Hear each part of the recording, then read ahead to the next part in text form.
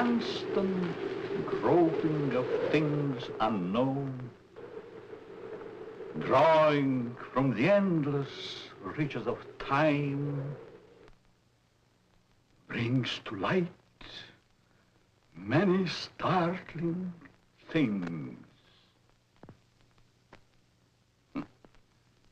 Startling because they seem new, sudden. But most are not new to the science of the ages.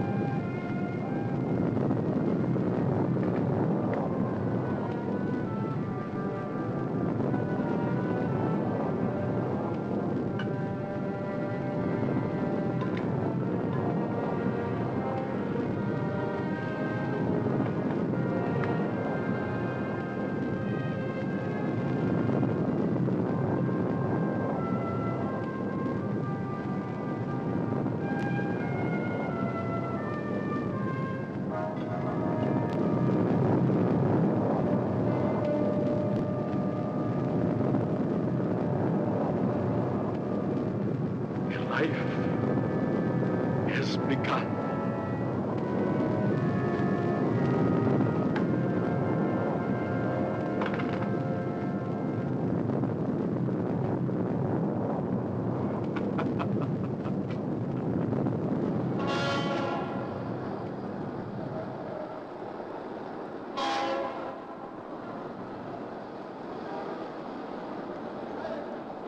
People. All going somewhere. All with their own thoughts, their own ideas. All with their own personalities. One is wrong because he does right. One is right because he does wrong. Pull the string. Dance to that which one is created for.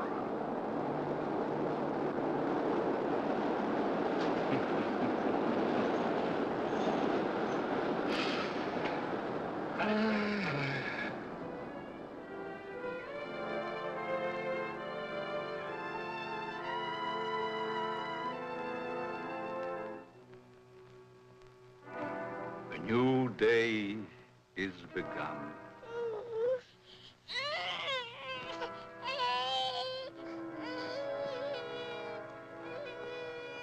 A new life is begun.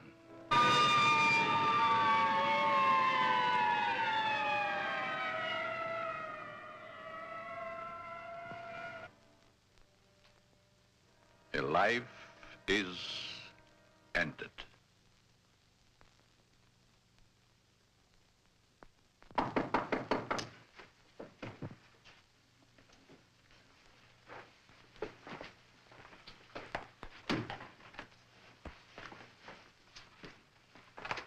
Let me see that note.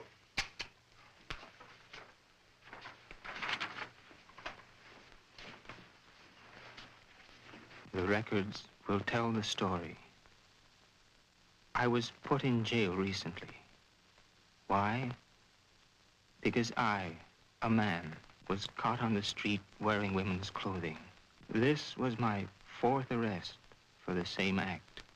In life, I must continue wearing them. Therefore, it would only be a matter of time until my next arrest. This is the only way. Let my body rest in death forever in the things I cannot wear in life.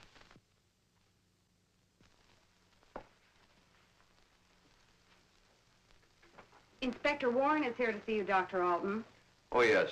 Show him in, Miss Stevens.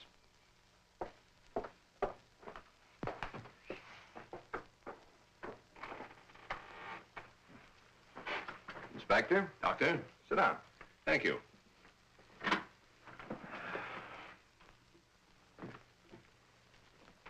You're a very busy man, Dr. Alton, I know.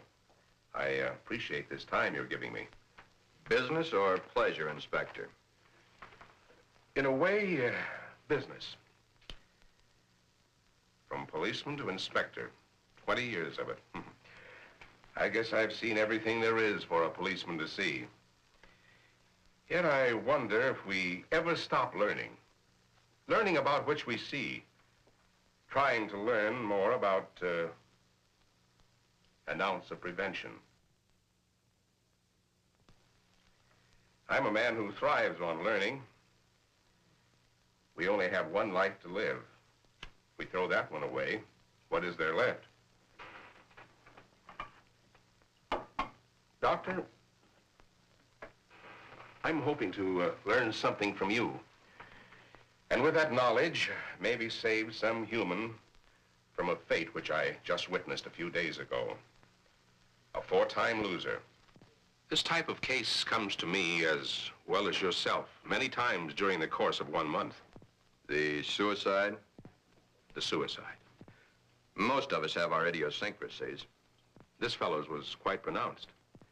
Yes, but I wonder if it rated the death warrant it received.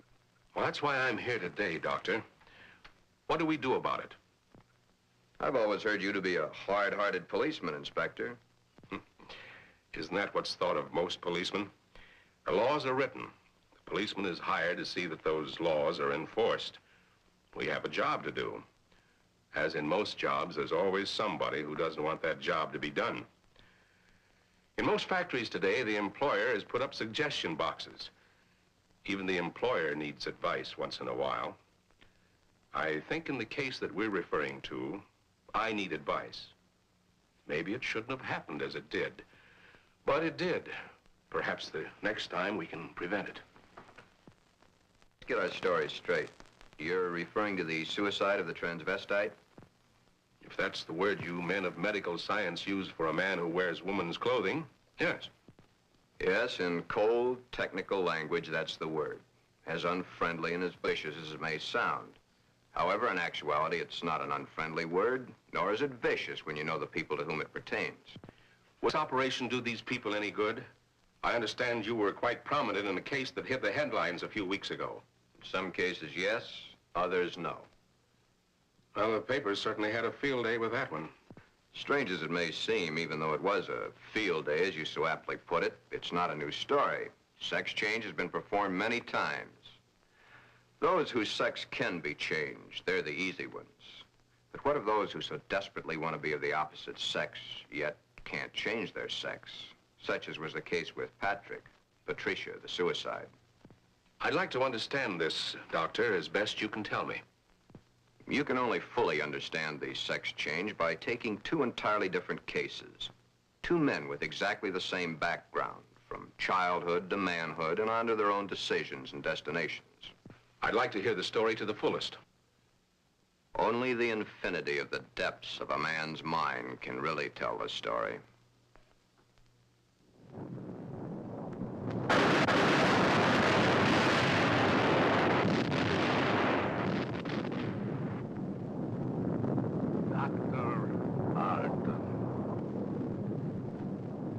A young man, though he is, speaks the words of the All-Wise. No one can really tell the story. Mistakes are made. But there is no mistaking the thoughts in a man's mind. The story is begun.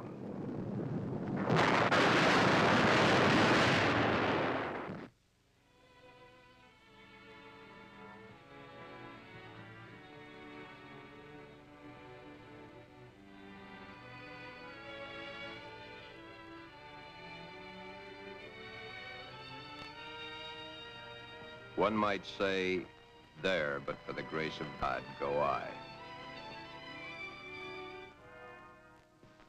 Why is the modern world shocked by this headline? Why?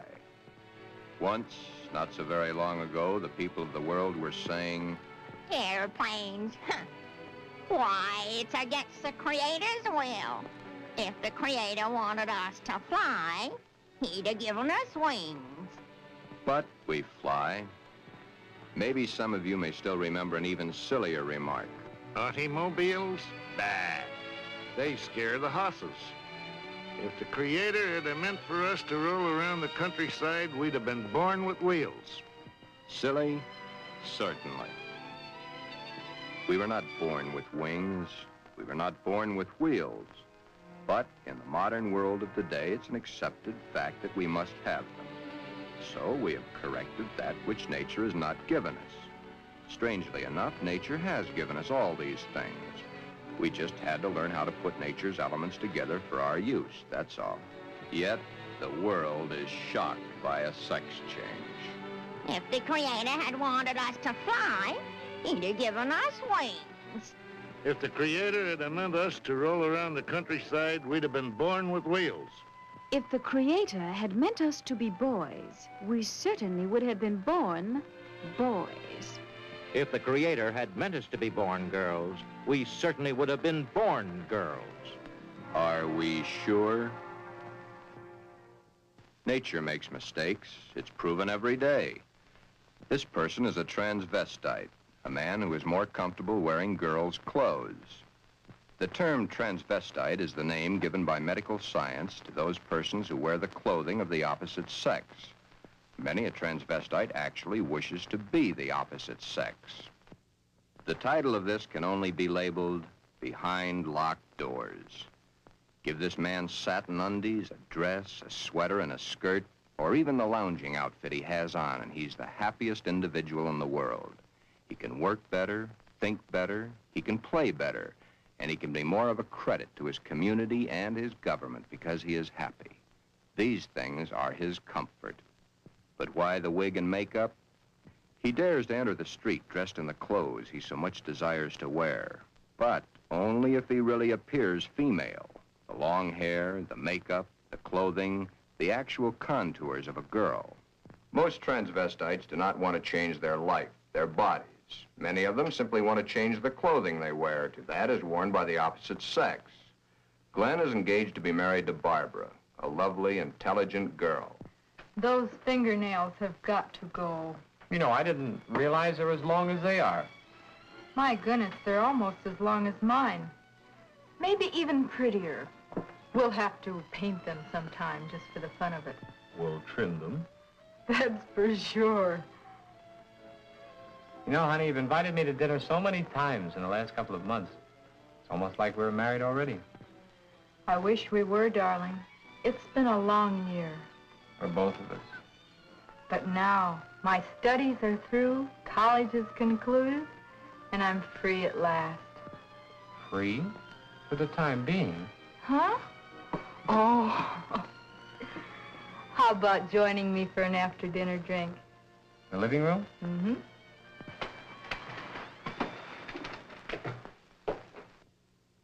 Modern man is a hard-working human. Throughout the day, his mind and his muscles are busy at building the modern world and its business administration. His clothing is rough, coarse, starched, according to the specifications of his accepted job. At home, what does modern man have to look forward to for his body comfort? The things provided for his home, a wool or flannel robe, his feet encased in the same thick, tight-fitting leather that his shoes are made of. These are the things provided for his home comfort. It doesn't look so comfortable, does it? And get the hat. Better still, get the receding hairline. Men's hats are so tight they cut off the blood flow to the head, thus cutting off the growth of hair. 7 out of 10 men wear a hat, so the advertisements say. 7 out of 10 men are bald. But what about the ladies? Yes, modern woman is a hard-working individual also, but When modern woman's day of work is done, that which is designed for her home comfort is comfort. Hats that give no obstruction to the blood flow. Hats that do not crush the hair. Interesting thought, isn't it? Just for comparison, let's go native, back to the animal instinct. There, in the lesser civilized part of the world, it's the male who adorns himself with the fancy objects, such as paints, frills, and masks. The true instinct, the animal instinct, bird and animal life. Is it not so that it's the male who is the fancy one? Could it be that the male was meant to attract the attention of the female? What's so wrong about that? Where is the animal instinct in modern civilization? Female has the fluff and the finery, as specified by those who design and sell. Little Miss Female, you should feel quite proud of the situation. You, of course, realize that it's predominantly men who design your clothes, your jewelry, your makeup, your hairstyling, your perfume. But life, even though its changes are slow, moves on. There's no law against wearing such apparel on the street, as long as it can be distinguished that man is man and woman is woman. But what is it that would happen were this individual to appear this way on the street? You're doing it now, laughing. Yet, it's not a situation to be laughed at. Thus, the strange case of Glen, who was Glenda, one and the same person, not half man, half woman, but nevertheless, man and woman in the same body, even though by all outward appearances, Glen is fully and completely a man.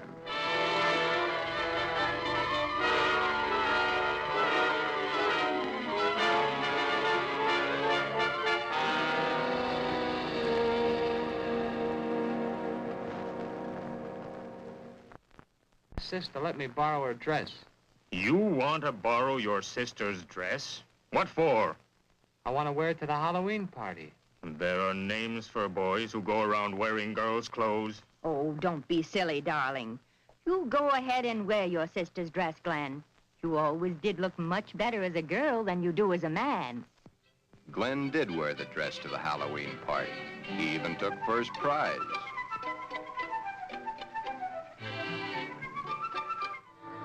Then one day, it wasn't Halloween any longer.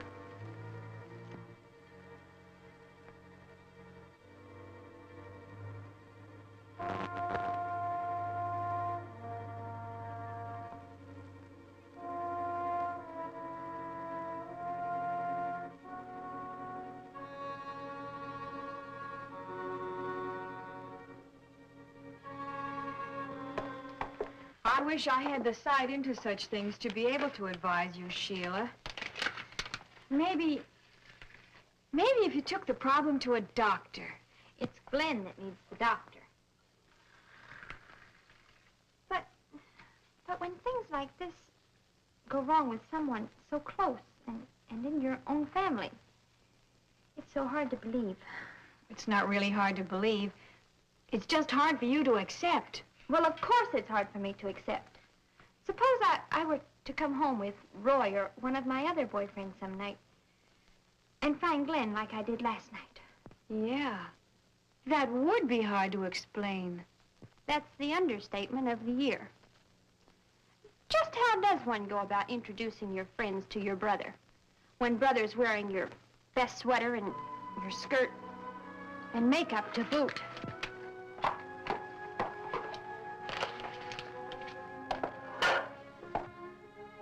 Glen is a transvestite, but he is not a homosexual.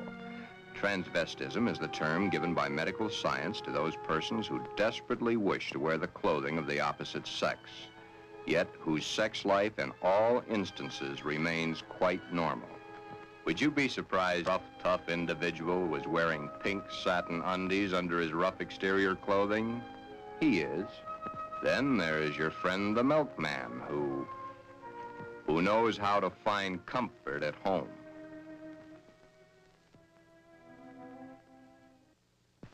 I can't stand it any longer. He wears all my clothes. Nothing is sacred to him, even my briefs. He has every one of my sweaters stretched out of shape. Of course, he has always replaced them. But then, they didn't last long either. But, Your Honor, ruffles on his shirts and shorts. Really? Glen and all the hundreds of thousands of other Glens across the nation face quite a problem. Glen is engaged to be married to Barbara, a lovely, intelligent girl. The problem, Glenda, Glen's other self. The girl that he himself is, his other individual personality. You look tired tonight, Glen. Yeah, I guess I am. It's been a long day. Have you seen the paper yet? No, why? Isn't that a strange case? I wonder how some people's mind works. Well, some people aren't happy the way they are. That's a pretty drastic step to take. If it's the only way, I'm for it. I wonder what I would do in a case like that, if I were in the mental turmoil that that person went through. Or if I suddenly realized that something was mentally wrong with you. Ooh, it's hard to visualize. Here we are, two perfectly normal people, about to be married and lead a normal life together. And there's this poor fellow who never could have been happy if it wasn't for modern medical science. Our fourth term in psychology explains a lot of the facts, but I'm afraid the end of study is only the beginning of reality. Glen's problem is a deep one, but he must tell her soon. She's begun to notice things. His nails, his eyes when he looks into a lady's store window. So many of the little things that are hard to hide. Soon she will realize. Then there was the time Barbara was wearing the sweater Glen had always wanted to feel on his own body. It was becoming an obsession to him. He must have... What's the matter, Glen, darling? I guess I was daydreaming. Something seems to be troubling you. Why don't you tell me? It's nothing. Once, long ago, just after we started going steady together, we promised we'd never lie to each other. Are we gonna start now, just because we're engaged to be married? It's just that... Oh, Barbara, it's nothing that a little sleep won't cure. It's been an awful long day. It's more than that. Come on, tell me, darling. Who knows? Maybe I can help. That's just it, you could. Then something is troubling you. Yes. Do I have a right to know? You have a right to know. But let's just say for the moment that I'm afraid to tell you. I'm afraid I'd lose you. Nothing could be as bad as all that. I love you, and you love me. And nothing in the world can change that. I hope not. I really hope not. Glen, is it another woman?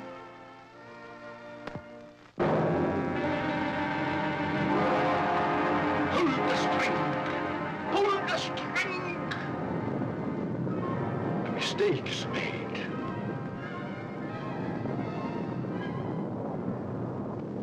A story must be told. Always the same.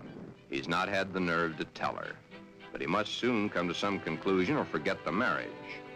Should he tell Barbara of his Glenda now, before the wedding, or hit her between the eyes with it after, when it might be too late for either of them? The world is a strange place to live in. All those cars, all going someplace, all carrying humans which are carrying out their lives. The world is shocked by a person who changed his sex. Glenda is shocked also, but by another reason. Someone like her had the nerve to do something factual about their situation. There are so many problems for Glen and all the other Glens. Perhaps the fear of discovery of the underthings they wear beneath their regular outer clothing, or that which they wear during their nightly visit to Morpheus, god of sleep. Thank you very much, and I'm sure she's going to enjoy it very much. If you want to return it, be sure that you bring the sales slip. Thank you.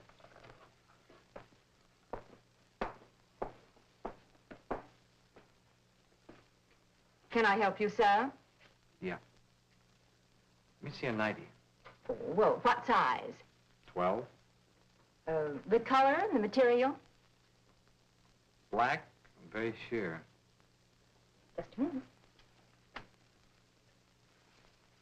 Well, we have this here. Would you like that? Something like this? Has lace? Yeah. Perhaps he admires the material too long. You can see how sheer the material really is. Yes. You see, it's all pure nylon and only $21.95. And of course, it will never snag.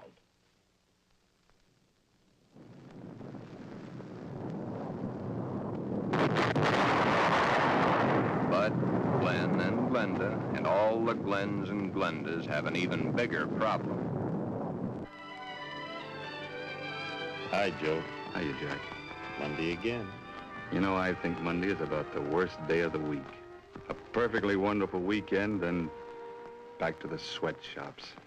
Too bad we was born to work. Say, did you read about the guy that hangs to a girl? Says he was perfectly normal, too. How can a guy be normal and go and do a thing like that to himself? All the same, it must take a lot of guts to pull a stunt like that. That's a problem I don't ever intend to face. Maybe it's a problem we should all face. I don't get you. Just think of the unhappy life. The miserable time this world of ours must have given that poor guy. I still don't get you. Now, here is a guy who wanted to be a girl. Supposing there had been no way to change. You sound as if you're really head up on this thing. I guess I am. Do you realize what would happen if every man in the country that wanted to wear women's clothes or felt like a woman went to their doctors and wanted to change? Of course. That's why I say perhaps society should be a little bit more lenient with them. Maybe society should try to understand them as human beings. Another day done. Thank goodness. See you tomorrow, Jack.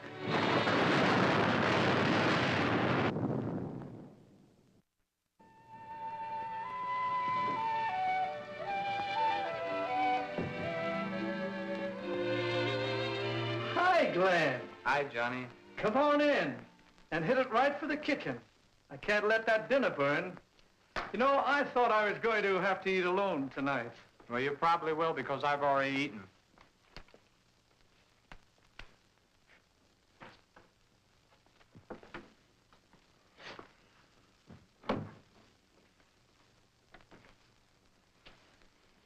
What's up?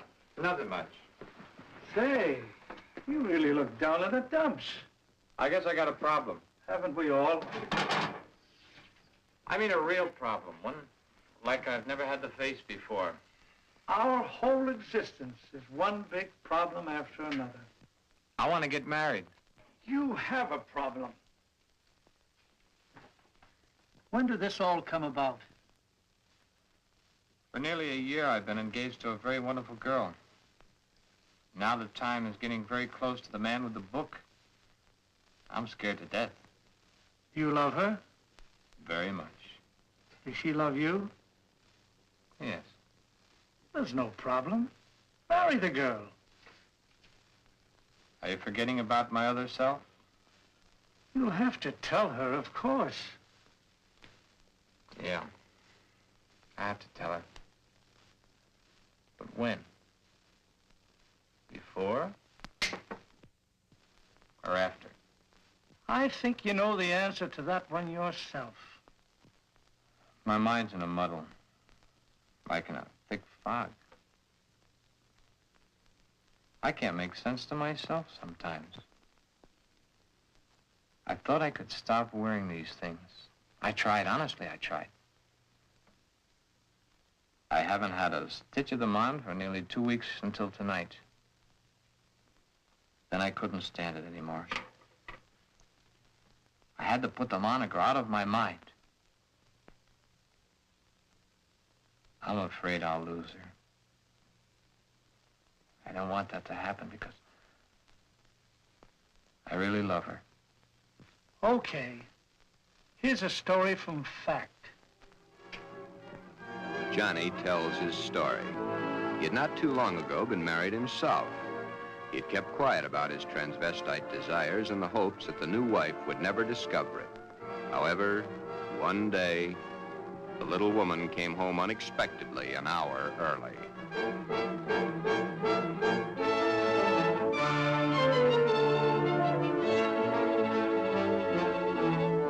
That marriage ended here. Will your problem be like mine? Most probably it will. Because the love hasn't been built up for such a thing.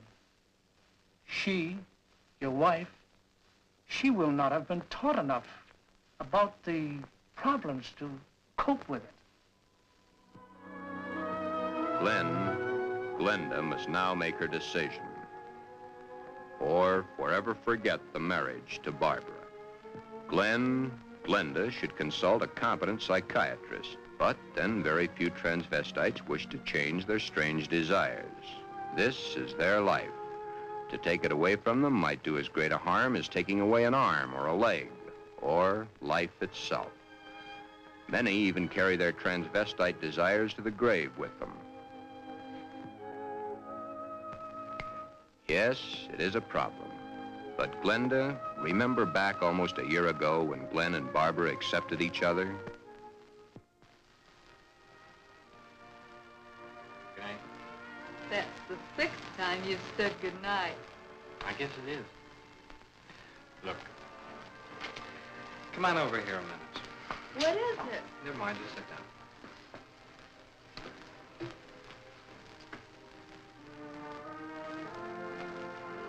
Oh, I was beginning to think you'd never get around to it. Did you mean you will? What do you think?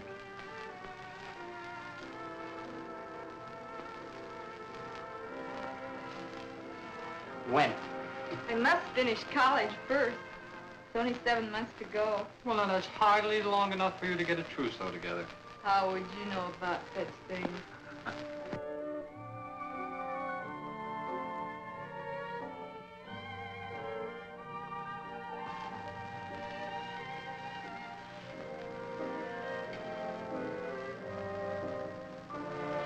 Glen, what's the matter? Huh? All of a sudden, you seem 1,000 miles off. Yes, I guess I was, huh? That's a mighty pretty dress you're wearing tonight. I wear my best to please you. You know, when you look at me, you just tie me in knots. I love to tie you in knots. Oh, I'll be so happy when these next few months are over. Some special reason? Of course. So you can stop kissing me goodbye at the door every night. Yes? So you can hold me close to you always. Yes? Then all you'll have to do is call and close your eyes to feel my lips on yours.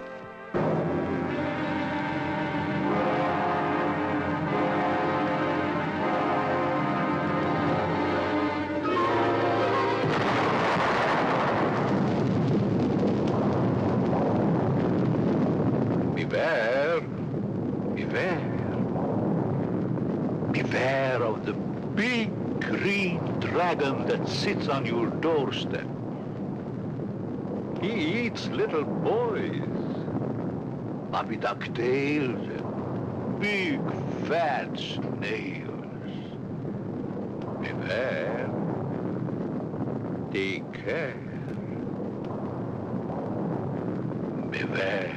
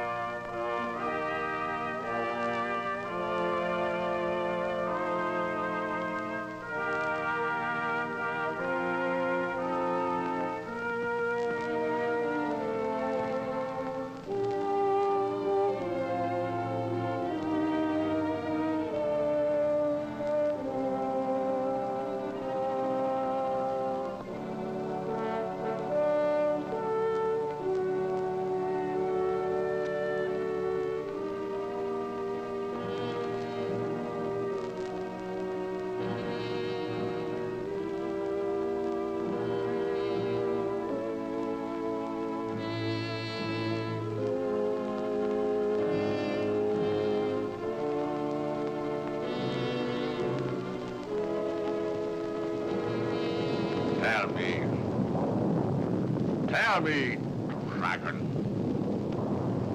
do you eat little boys? Puppy ducktails and big fat snails? Puppy dog tail, puppy dog tail, puppy dog tail. Everything nice, everything nice. Ha, ha, ha, puppy dog tail.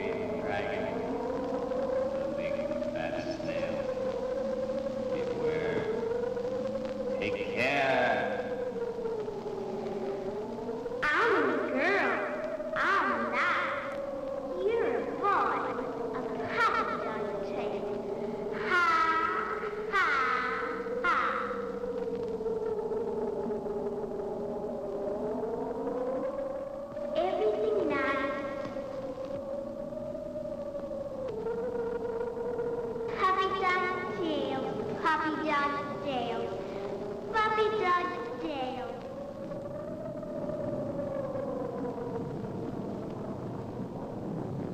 I'm a girl. I'm not. Everything nice. Everything nice. Ha, ha, ha. Puppy Dog's tail.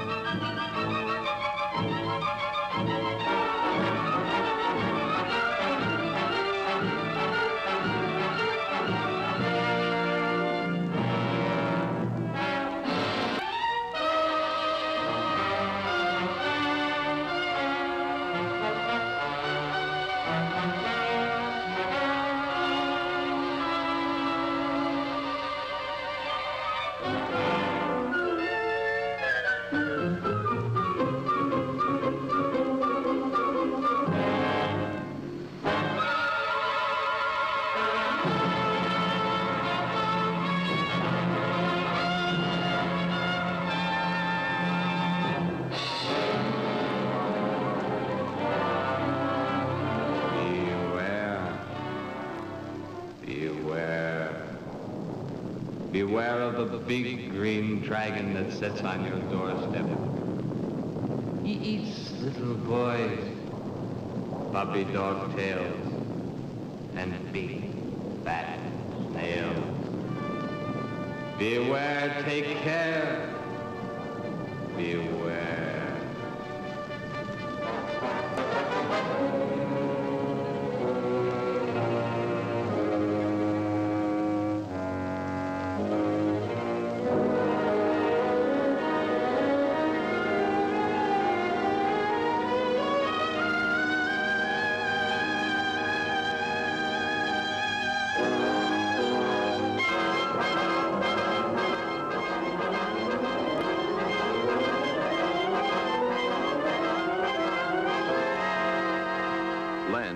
Glenda has made the decision. Glen has decided to tell Barbara of his dual personality.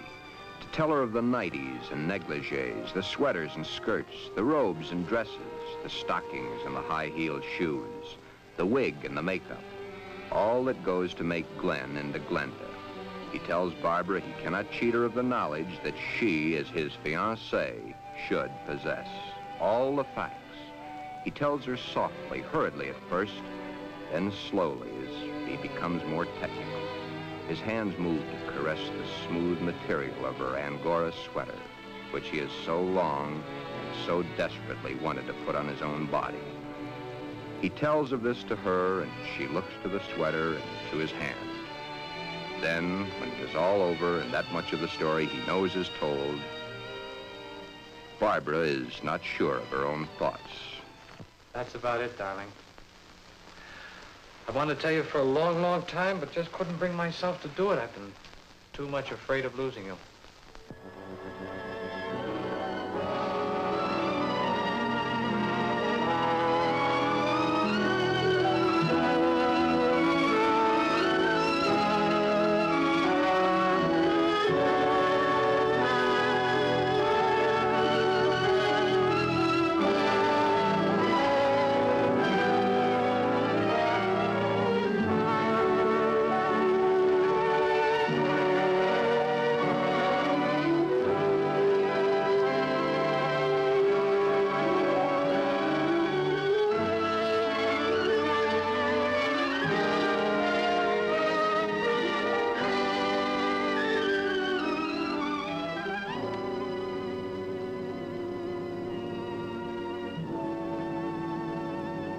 Glen,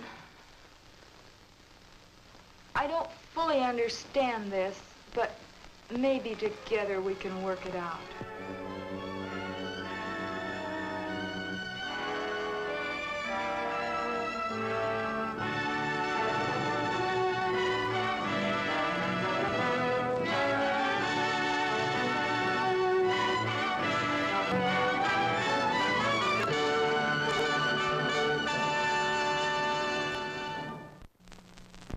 Is that the end of the story? Not quite. I'll get back to it in a minute. Glen's case is really the lesser advanced type cases. The second case is an extremely advanced one. However, I'll get to that in a moment. First, you must realize that each transvestite the world over has his own particular problem. Each case must be handled individually according to the person, his past life, and his problem. And he isn't a hermaphrodite? No more than he's a pseudo-hermaphrodite. Glen's case was entirely of his mind, brought on by the environment of his early youth. What about their children, Doctor? Would their children become the same way their father is? No. Transvestism is not hereditary. Well, what makes these men want to wear girls' clothes? Many things. But as I've said before, it usually starts in early childhood from one cause or another. Technically, each case has the same beginning, just a different set of circumstances. Are any of them actually cured? Oh, yes, many, many of them. Once the source of supply is found, it can be stopped, unless the patient refuses to cut off that source of supply. Then the way I get it, this Glen and the character he created, much as an author creates a character in a book, was invented as a love object to take the place of the love he never received in his early youth through lack of it from his parents. The character was created and dressed and lives the life the author designs for him to live, and dies only when the author wants him to die. Correct. Except that for the character Glenda to die, the elements must be right. But to enlighten you a little further, there's the second story, that of an extremely advanced case. Let's call this person Alan, Ann. Alan had a mother who wanted a little girl. The father didn't care much one way or the other. Alan did not enter the competitive sports that the other boys at the school did. However, he was an extremely studious boy and always had above-average marks in his subjects. Yet sports, girls' sports, he always was interested in. But he was rejected by the girls and also rejected by the boys. It seems he belonged to neither of them. After school, Alan would go home to find the mother who had always wanted a girl and the father who didn't care one way or the other. He enjoyed doing the woman's work around the house. Alan was becoming a woman and didn't realize it. A woman in mind only, but the mind rules. Then came the fateful year of 1941. Alan was drafted. He was accepted. In the Army, he successfully passed his vigorous training. He did not like it, but then there were the weekends for his particular diversions. On his weekend passes, he would go to the nearest town where he had a suitcase checked in a public locker. In the suitcase, he had the things he loved to wear, that which made his body appear to be what his mind believed it was.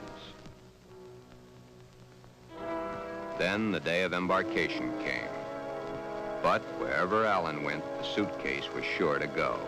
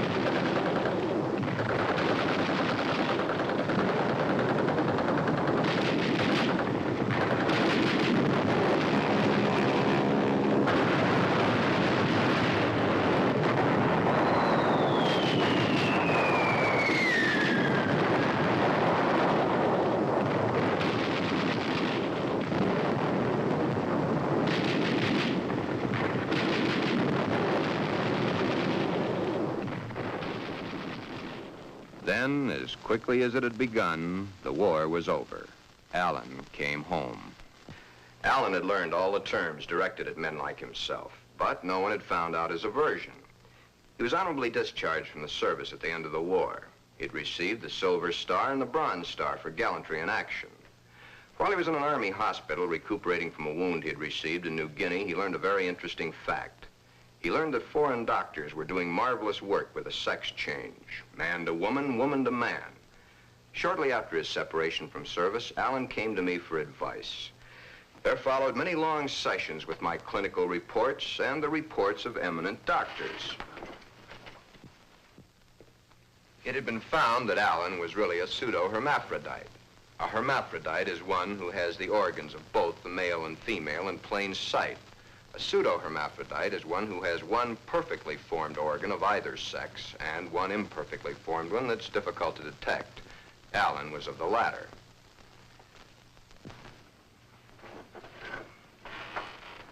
Alan was then given his choice. That which nature had given him was a mistake. It was up to us to correct that mistake one way or the other. Alan had to decide whether he wanted to become a man or she wanted to become a woman. Both were completely possible. Small-boned, fair of complexion, his hair thin like a woman's, his body slim, hips slightly girlish. It was easy to see his decision, along with the fact that he had been brought up from early childhood to believe that a woman was the thing to be. Alan decided to become a woman. This, after all the help I could give him, was only the beginning. During the following 2 years, he was to go through the tortures of the damned. But never was there a whimper from him, because he knew that at the end of it all, he would at last be that which he had always dreamed. Hundreds of hormone shots were injected into various parts of his body. Alan's face was worked on with plastic surgery to smooth out the female elements. Long, tedious hours of work. The big day, or the starting of many big days, for it was to take many. The series of operations are performed slowly and at intervals to prevent any unnecessary shock to the nervous system. Still, the hormone shots continue, day after day, week after week, month after month. And even then, when the operation is over, the sex has changed, the shots must continue as long as Alan lives.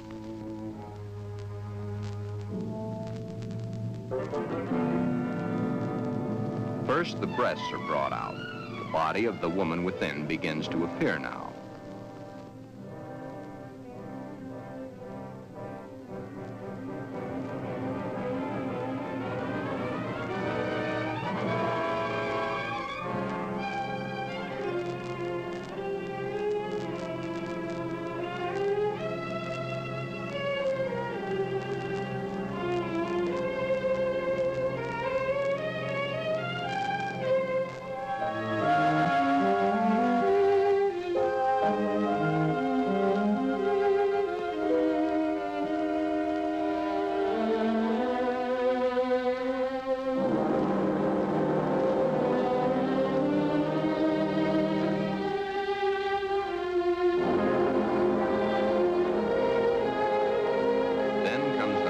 Surgery, the removal of the man and the formation of the woman.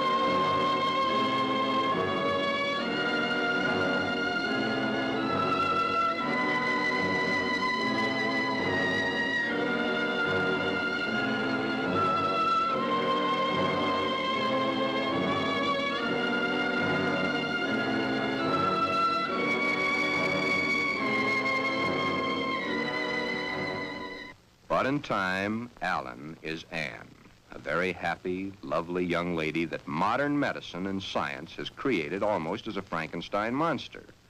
The newspapers heard of it and hit the story with their usual fullness.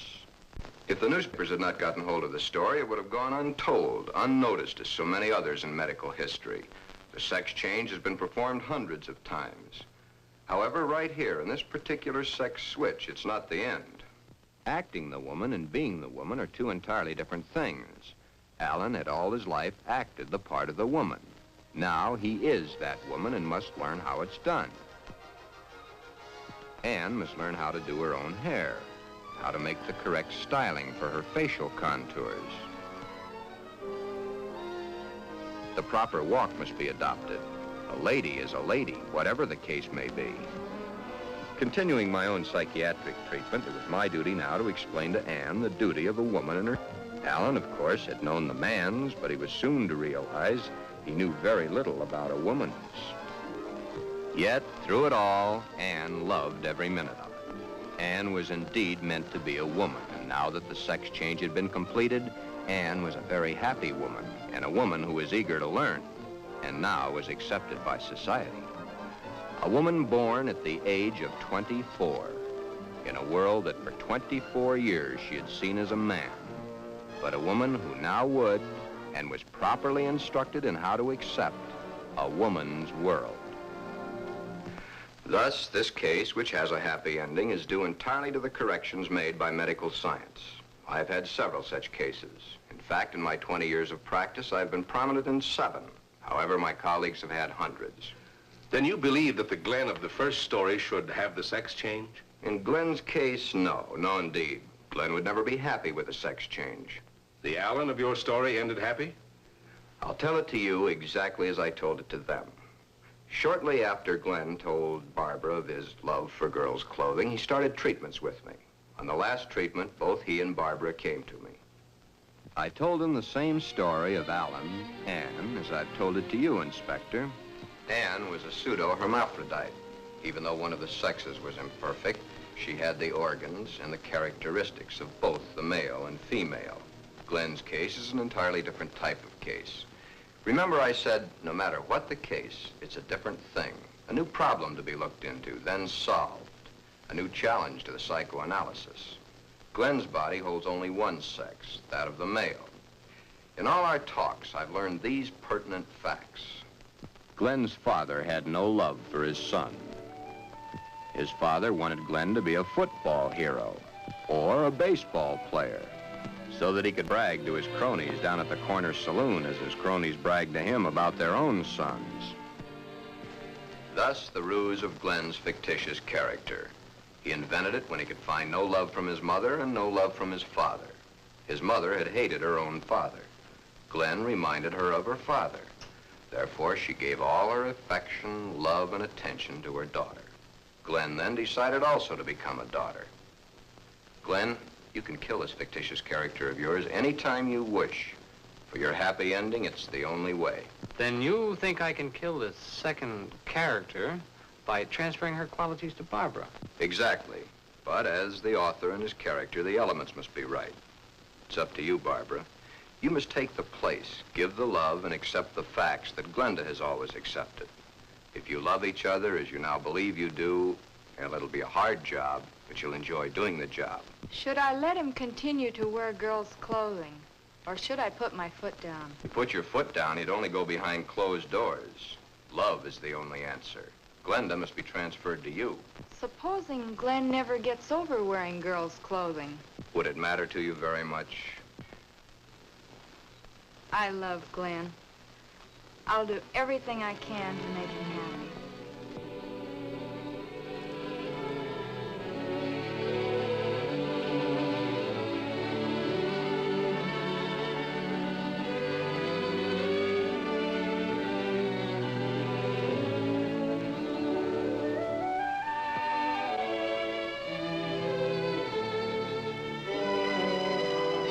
The end is only the beginning. Time passes. Soon, due to a happily married life, the remembrance of the psychiatric treatments and Barbara's love and understanding Glenda begins to disappear forever from Glen. Glen has found his mother, his little sister, his wife, and his Glenda, all in one lovely package. Thus, Glen's case has a happy conclusion. Therefore, two entirely different cases, handled in two entirely different ways, have a happy ending. Yeah, those two. But what of the hundreds of other less fortunate Glens the world over?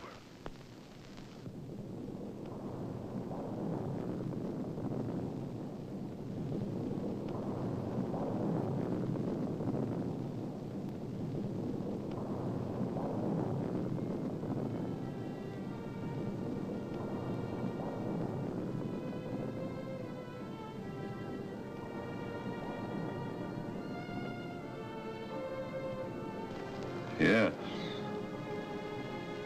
But what of the others? Less fortunate Glens, the world over.